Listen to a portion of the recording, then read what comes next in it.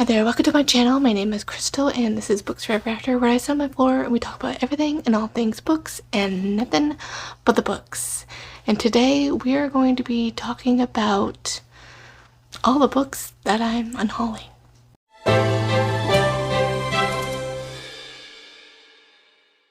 During my recent vlog, my very first HEA or history vlog, I had mentioned some books that I was getting rid of. I was going through a bit of reorg. Still in the process. It's been a long time and overdue. So I'm trying to make my way to get through what you cannot see on the camera right now. It's just piled up. We got a new bookcase by in front of our sofa chair, and things are just needing to move. So I'm trying to shift all of my historical romances that were in our master bedroom into this. And so in that whole thing, I had gotten rid of, I think, 44 books already. Those are all gone. So they're not here. You can go watch my HEA history vlog there. Pretty sure I kept one of the pocketbooks still remaining because I haven't found a mass market version of that one. So luckily I do have a haul as well that's going to be coming, because I did haul some things from library sales and things like that, you know, the Ever After-a-thon too, just the excitement for that. And there was Independent Bookstore Day, so that will be coming in another video hopefully very soon. Life has been hard, guys, so scheduling has been hard, let's just say. So Ever After-a-thon the whole month of May, exciting times, but that just means it's also very busy time. So a lot of behind the scenes, so that means, you know, obviously not as much videos for me. But with that said, so I stopped rambling. We have all of those, so that'll be a separate video. So these are the ones that I'm for sure unhauling, so I won't be able to show those ones. I am keeping one of those hardcover historical romance pocketbooks. I got rid of 3 classic literature ones too as well. I think around 25 mass markets or so. So yeah, there was a lot that went. So it has been unhauled, and now I just, even recently the other day, I was really going through, I'm like, am I actually wanting to own this, or is it something that I can just rent from the library? So I'm like, I don't absolutely love it, kind of a thing. And then also I'm trying to shift my fantasy collection over and kind of condense it to I have 2 ladder shelves that are full of YA. I want to make it just YA and high fantasy, just straight regular fantasy with no romance, and so that means that way I can shift some stuff over there. So I'm just trying to, because like realistically I'm probably just going to get those ones for the library in most part, because I don't know exactly my taste yet in the high fantasy kind of realm, but like romantasy and all the other stuff, obviously I know my taste for historicals and all that. So with that kind of thing going on, I went through that as well in condensed. So a lot of these will probably be on Pango as well. So I have 3 big piles. Oh no, I do have a few of the ones that I was talking about that I'll unhaul. So yeah, well, I just need to stop rambling and let's just get started. Does that sound good? Okay, let's go. Ones that I was just talking about, high fantasy and all that jazz. These are one I'm getting rid of. Most likely I will be putting these ones on Pango at least, and the rest, like some of these, I'll probably do library sale. That's usually my MO, is Pango library sales. I do want to be able to go to like a little free library and just put books there and such, and make a whole like vlog about it. This one is, I don't even know if I would like Brandon Sanderson. I had picked this up, I think, way back in the day from, oh gosh, I want to say probably Books A Million or something. That's Bands of Mourning, and that was when I like first really getting back into like reading and, you know, excited, all the excitement and buying books. This is when I would like piecemeal my series, and so this is part of my annoyance, is that I never was able to pick up the other version of the series, and I am trying to read Mistborn series first, which is like the first trilogy, and I'm losing my voice, hold on. So that is why, you know, I'm just getting rid of it. So like, who knows, I'm like, how long it's gonna take me to get to it, and that whole jazz. So that is why for that one. So it's just, is it what it is for that. And then I have this one. It looks really, it's a big chunker, it's pretty, but it's a Day of Fallen Night by Samantha Shannon. I do have the Bone season, and I'm just more I own that one too, and I'm just more prone to want to try and excited to really read that one. I'm not necessarily, you know, excited about to read this one because I don't even know if I like it. It's a standalone, has dragons, high fantasy, and I just don't know yet. So I'm more excited to read the other one, like from that author.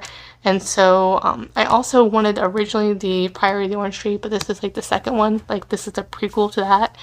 And so I, again, was never able to find it. So unfortunately, I'm just going to unhaul this one for now. This one is Ordinary Monsters. I have this on a library list. So if I do, I keep a list of library, you know, things for the library that I can always just do as part of my TBR jar as well as a prompt to do like a spinner wheel to like regular like high fantasy that I'm interested in, to try that out. Doesn't intrigue me as much anymore, so trying to, it helps with the overwhelm. And these two as well, same thing, I got these from a library sale. This is The Magician King by Lev Grossman, and then The Magicians, this is the first one I think. So again, I think it's a trilogy. I just never got the, you know, was able to get the other ones. And then this also has Deckled Edges.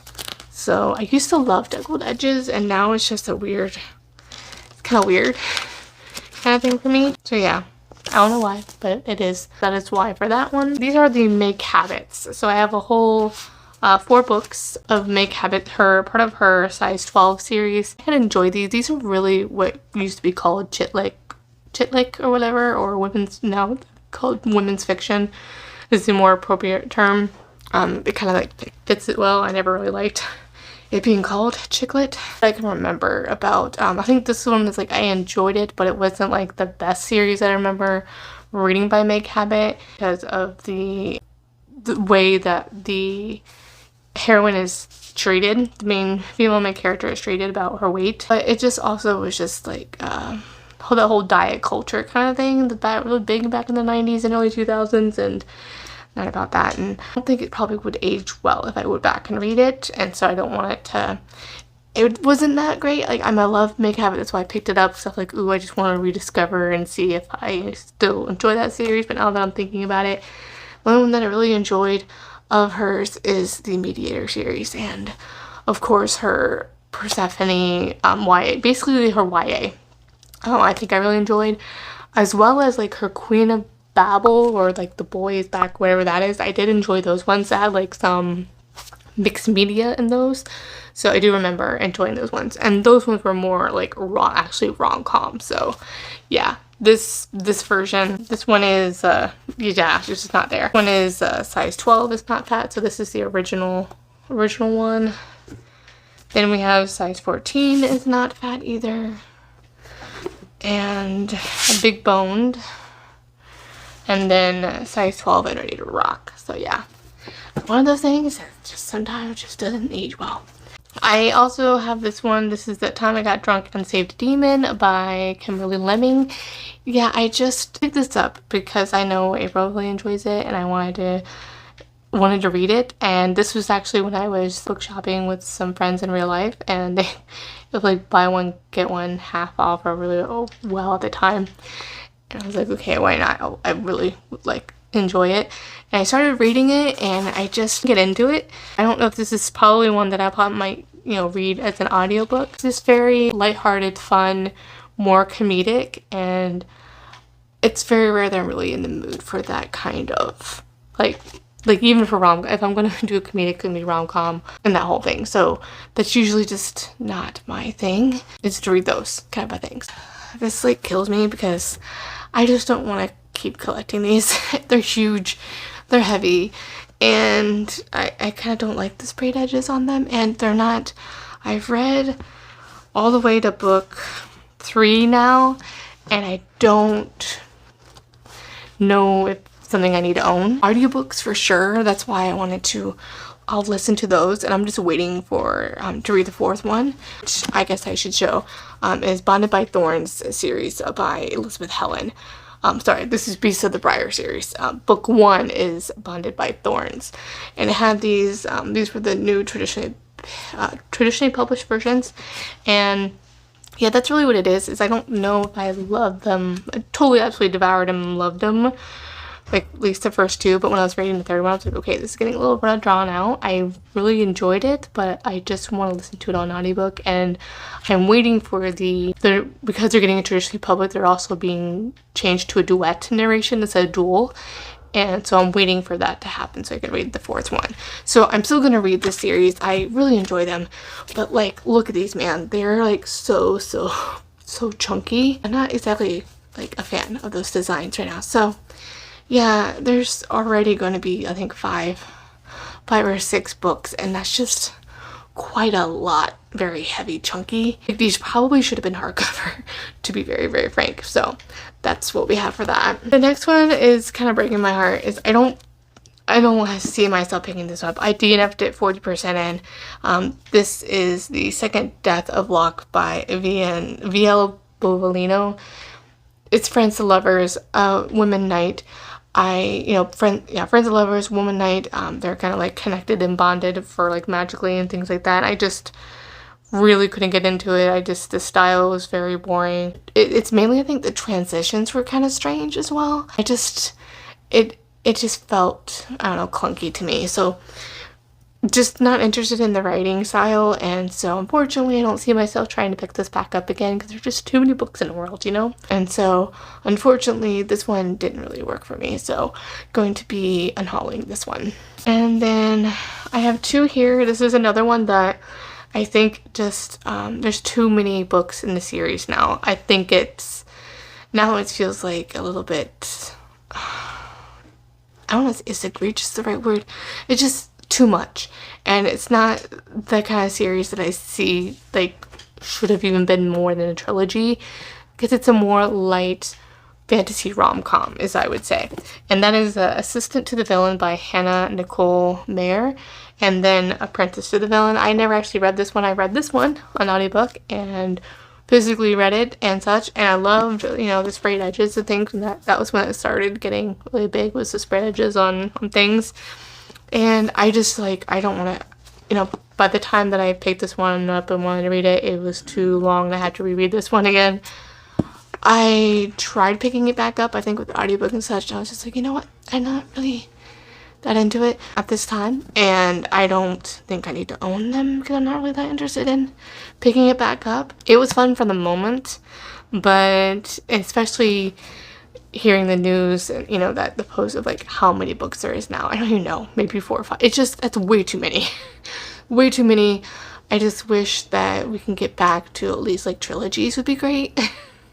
Trilogies and duologies is too much of a commitment right now, especially when these books are huge. These ones are not, but a lot of these fantasies, romantasies, are huge now, and some of them don't have the greatest world building to begin with. It's just very hard to commit that much time, and I'm trying to, I want to read my actual library, the whole thing. So this one I just don't see reading again, and it's not exactly something that I was hearing all the hype about anyway. So to me, I feel comfortable being okay with this one and just being like, you know what, tried it, don't think it's for me. The next one is really upsetting because I just got it for Christmas or whatever. Read it immediately. I think it was the very first one that I read this year. And it was a 4-star, and I enjoyed it, but it's not the one that I think that I need to own. It's not good. I don't see it ever becoming a favorite. And even though it's a 4-star, it was still kind of disappointing. And that was We Who Will Die by Stasia Stark. We have these edges. This one is a map. This is a second chance. And that's obviously why I picked it up, because I love second chance romances, and it's so rare to find that in a fantasy romance. At least in the first book. Usually you can kind of get a more betrayal kind of thing that happens as a second chance throughout a romantasy series, and I love those too. Just the devastation and drama and all the angst.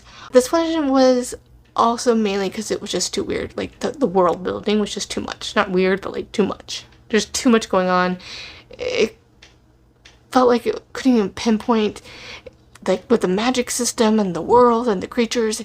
It was too much going on, but at the same time, it wasn't explained well at all. And that really suffered. And then the romance was just kind of a letdown anyway. It felt very generic and surface level. I could barely feel the emotions. So for this one, I'm definitely not even interested in continuing on in the series. I just don't really care, unfortunately. I'm just gonna be a pass. It's obviously, you can tell, it looks more Roman esque. It's Roman vampires, gladiator kind of a thing happening. So much other things within this, not for me. This one's really disappointing, as I was super excited about it. I got this at the Big Ohio Book Con. This one was signed and everything, and that is In the Shadows by L.B. August. It's a local author. Also had a second chance. So unfortunately, they're just not really delivering on the second chance. I think that's more aggravating than anything, especially when it's one of your favorite tropes, and when it's not being done well, it's really frustrating and disappointing. And that was really here. Right off the gate, I think I read like maybe 10, 15, like literally, how much was it? Maybe 30%? I don't know. I tried my best, and it just wasn't good. A lot of like instant lust, ironically, and a second chance. But because apparently he has lost his memory or something like that, like, and she doesn't tell him that, and they are with each other in the back of a dirty freaking alley. It was just grotesquely raunchy and wrong, like felt violating in a way to the hero. So that, to me, that was just gross. Definitely turned me off, and it was just trying to put on this like fated mate, like soulmates feeling, but it's just not working for me. I think it's just the writing style of that just didn't work for me, and I'm just not a fan of it, unfortunately. Absolutely respect and admire the author. I do really highly enjoy her podcast that she does. She does like interviews with other authors. She shares that podcast with a bookstagrammer, like her friend bookstagrammer on Instagram. And so that's really cool, and I enjoy their discussions and commentary on things, and so I'll still follow her there. I do recommend you check her out over there. I just love their podcast. I'll put a picture on there because it's late at night. I don't remember where I am. It's not coming to me right now what the name of it is. Fortunately, that was disappointing. The other one is I finished the Romantasy series finally, but again, it's one of those that, first book was 5 stars, but every book after that was like kind of, okay, and really frustrating. The fourth one was very disappointing because it just felt very lackluster and way too easy. We want our happy ever afters, but when it's like way too easy on the political, the world power, like, that whole thing, the battles, it can be very disappointing. I'm not sure if I'm going to actually continue in reading this author. I don't really have any interest. I know like Iron and Steel is really popular, and the one I'm talking about is Blood and Steel by Helen Shearer. This whole series of the Legends of Thesmar.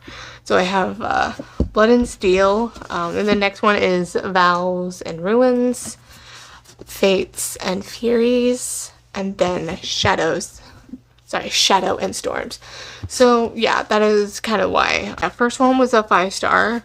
I absolutely love it, and the found family in the series is great. It's just the whole overarching plot felt lackluster, and I really think this should have been a trilogy. I felt like the extra 4th book was necessary, especially with the way that it was ending. It could have been cut down into 3 books. Unfortunately, this series just not working for me, and so it's going to be moving on. I'm sure I'll put this on Pango if you want to. I'll put them on Pango. You can take your pick on there if you're interested. Those are also the indie versions as well. I know she got traditionally picked up, I think, the Legends of Thesmar, so I don't know if she got picked up for the first one as well. So I know there's like a mixture between UK and US, so I don't know if it got picked up for US or not. The other one here is Blood of Hercules by Jasmine Maz. This one has like a cool setback. This is just a paperback. Only reason is because I hate it when they're doing traditional publishing in paperback and then they publish in hardcover, and then they also do the hardcover for the second one, which is the true like new release, but they never publish in the paperback. So I hate it when they do that and they never go back to the original format until probably another 2 years. So I was like, what the heck. I did pick up the hardcovers for those because these are really gorgeous. I'm like, design of the edges and sprayed edges and everything is so beautiful. I'm super excited to read those, and yeah, it's definitely right up my alley. So hopefully, I am hoping that Blood of Hercules goes a lot better than We Who Will Die, unfortunately, by Saskia Stark. So I'm better hopes for this one. I hear there's a potential white shoes in these, so excited for that. And a pet snake. as you can tell here. So surely this is just because I had the hardcover and I don't need this version. So we have that. The next one is same thing in reverse. This is Anathema by Carrie Lake. My absolute 5-star. Love this so much.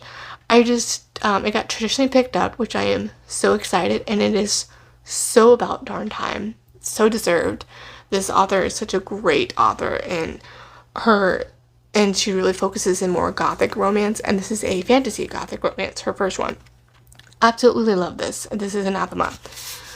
And unfortunately, this one is just, I don't need the hardcover. I had pre-ordered it, and unfortunately, I don't need the hardcover, so I don't want to invest in the other hardcovers. And I do have the indie version as well. Luckily, they honored that they're going to continue at least publishing the indie paperback for us, and because that's usually what happens is they just decide, you know, mid-series they're not going to publish the third or second, whatever that. It was originally going to be a duology. It's a trilogy now, so I did read also Eldridge, that's the name of it. If I said that right, that's going to be amazing, because I don't know if you can tell, my eyes are so tired right now. That's just amazing for that. Since they're actually honoring that, then I'm just going to be able to pick up the third book there. So have the indie paperback, so I don't need these. And these are nice enough, but just the sprayed edges and such, I'm more like, give me character art and such. And I love it if they do like a vellum. I know the special editions, like boxes kind of do those, but if I'm more or less, I want like character art here, at least on the end papers or something like that. But other than that, yeah, basically brand new. Literally brand new. And the next one's here. We're gonna do the rest here, and then the few remaining will be some historical romances as well. Same thing for this one. This one's a new, well, I should say most of these. This is a new release. I did read this one. This is Blackthorn by J.T. Geisinger. Again, gothic dark romance, apparently, with a second chance. Ironically, again, not a hit. And so I don't know what the heck is in the water, why these are not hitting. And I think it's because they're just failing to provide that background, that angst, or writing it well enough to where, because part of the struggle with a second chance is you don't have that buildup, and so you have to create that buildup of angst and tension through either flashbacks or starting it from when they fell in love. Start that and then have like a break and then like backflashes during that or whatever. Kind of like very similar to, however, again, the magic does it. It actually starts from beginning as they grow to love, and it just does it very well. And I think this is lacking here. Again, this is even gothic. This is literally just a dark romance paranormal. That's all it is. It's basically practical magic with dark romance. Very surface level dark romance as well. That was very irritating. And it was just a very weird facetious romance as well, or like the darkness part of it, like the witchiness at the end. It was ridiculous, disappointing and weird, and no substance at the end of it. So that was why it's disappointing. That's why I'm getting rid of this one. It's had really cool edges there, but and this design, but for me it just didn't work. It was a 2-star for me for sure. And then I have the Ballad of Songbirds and Snakes by Susan Collins. This is my one of my all-time YA dystopian series of all time, obviously. And I'm super excited for The Sunrise on the Reaping movie to come out, and that's the next book that I want to read. I just don't want to own this because I don't ever want to be inside Snowset. I barely finished this. I think it rated it probably a 3 or 2. I don't know. Probably a 3 because Suzanne Collins, it's not her writing. That's the problem. I just didn't want to be in Snowset. It's just one of those things. So I listened mostly of this on the audiobook because I just could not read it. It was even more intense, I think, because that's how I feel more when I'm reading physically. I'm more immersed in it, and with an audiobook I can kind of remove myself a little bit. At least with this one, and yeah, I just did not like it. And watching the movie, I feel like I got the gist of it enough as well, because I think I watched the movie first, and so I think they did a good job for that, for the adaptation of it. And so I just don't, I don't ever want to see this, read this again. And I don't want to keep it on my bookshelves just because I'll keep the ones in the series I want. It's not part of the original trilogy. It's a prequel. So I don't think it's necessary for me to want to keep it on my shelves if I don't want to. We have some that I got at a library book sale as well. Some Rebecca Yarros, her contemporaries, and that's Full Measure, The Reality of Everything, and Beyond What Is Given. I did keep one of them. I think I'm like, I should have just kept the one that I was really interested in. That was Wilder. Because I wanted to check it out. Because, Fourth Wing. I love Fourth Wing. And I wanted to check out some of her other books. She writes more contemporary romances, more military contemporary romances. And so I'm going to keep the other one and read that one eventually. And so these ones I can just get rid of. Plus, again, I didn't realize that I had grabbed not the ones of part of the series in order. So it's like a mishmash again. Mishmash again. So again, that would be the reason why. Then The People We Meet on Vacation by Emily Henry. I read this way back in the day. I think when I had gotten Book of the Month at the time, and I loved it. It was a 5-star. However, it's a 5-star that I don't need to read again. And I had picked this up at a library sale at the time, and with the movie that came out on Netflix, I'm like, yeah, it's great. I have the movie now, and I actually don't think, thinking back on it, it's not the best. It's fun. It's still 5-star fun, but it's not a 5-star that's going to last. That I need to own it particularly.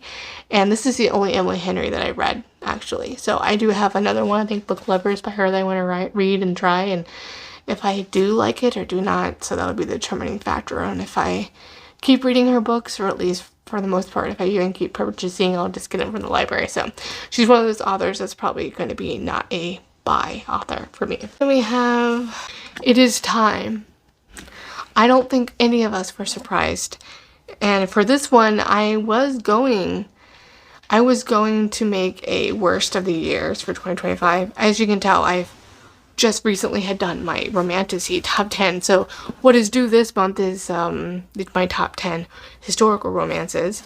So with that said, that never was going to happen. And at the time where my headspace was, I didn't want to talk about more negative things. Between Two Kings by Lindsay Straub.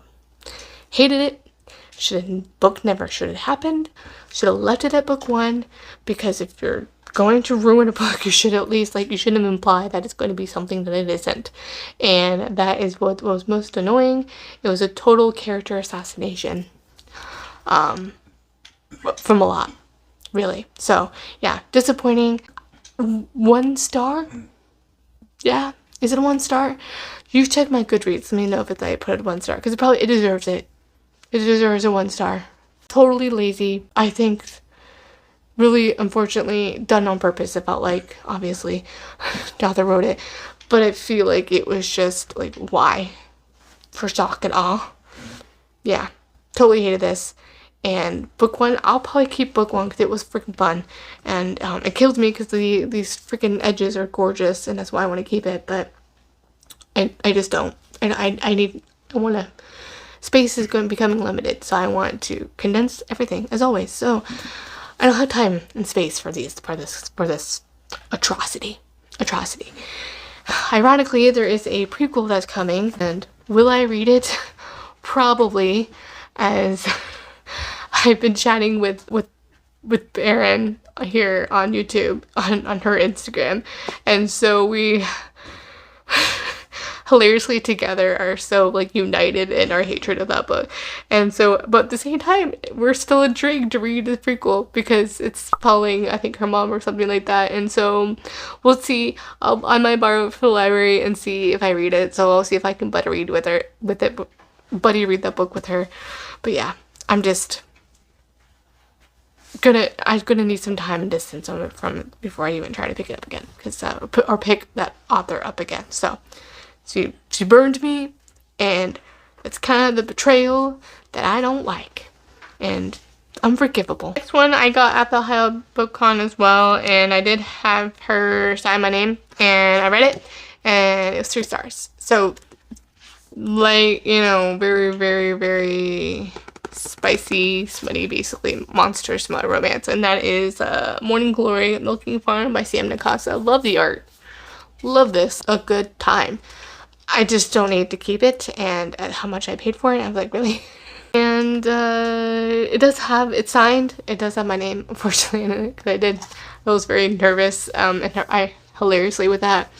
But yeah, this is one I read another book by this author as well, and that was a 3-star, and it was like more something that I like, which is historical romance, like a monster historical romance, and that was a 3-star.